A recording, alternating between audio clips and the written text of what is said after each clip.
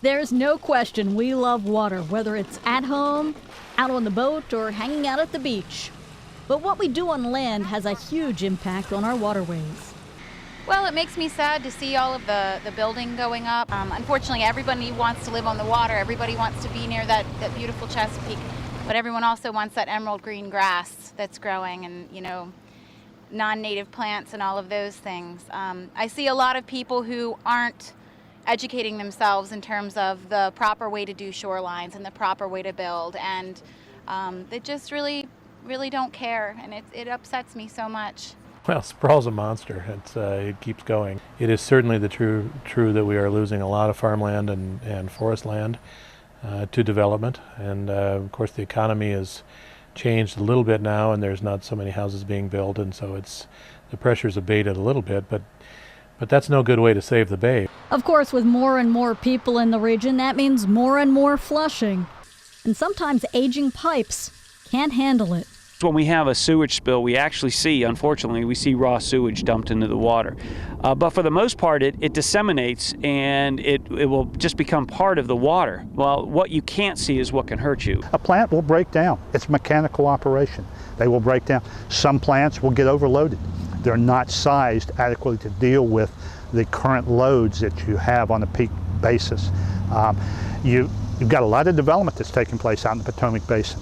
A lot of this development is in areas that have existing treatment plants, and the new development, the new housing, is expected to use their wastewater directly into the existing plants. And so they may not be completely sized. When it comes to building, there have been some trade-offs near the Wilson Bridge. We had to build a new Wilson Bridge. We had to. We didn't have a choice on that. The impact on this end of the river was kind of devastating. We used to have a lot of grass beds that ran all the way across the river. And what happened with all the construction is that all the boat traffic kept the water kind of turbid and also off color. And without the sunlight being able to reach the grass didn't grow. Whether the grasses recover may depend in part on how much boat traffic National Harbor receives. Of course, as part of sprawl and crawl, sitting in traffic means air pollution rains down on the water. The other things that cars and trucks do is they are always dropping little tiny bits of material. The brakes are wearing down, the tires are wearing down, the undercarriage wears down, and all that stuff falls on the street and then it washes off into the bay, and that's a big source of toxic chemicals. Nitrogen and phosphorus from fertilizers contribute to the pollution.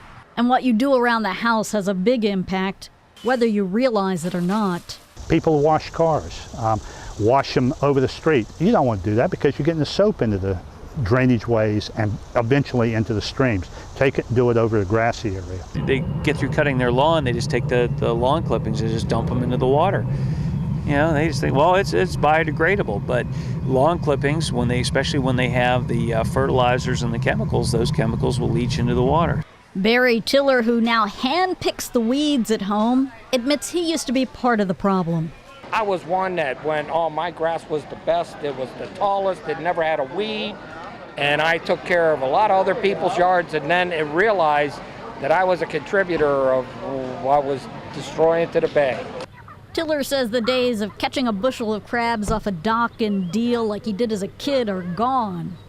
Robert Miller remembers swimming in the Potomac as a child. His dad often talked about swimming in Kentucky's clear waters. No, I don't know of a body of water that I could do what my father used to talk about doing. Not all the problems with pollution are man-made. But you get fecal coliform, fecal matter, from Mother Nature out there with the animals that are grazing in the fields, the animals that are running loose in the fields, the deer. These all come into play.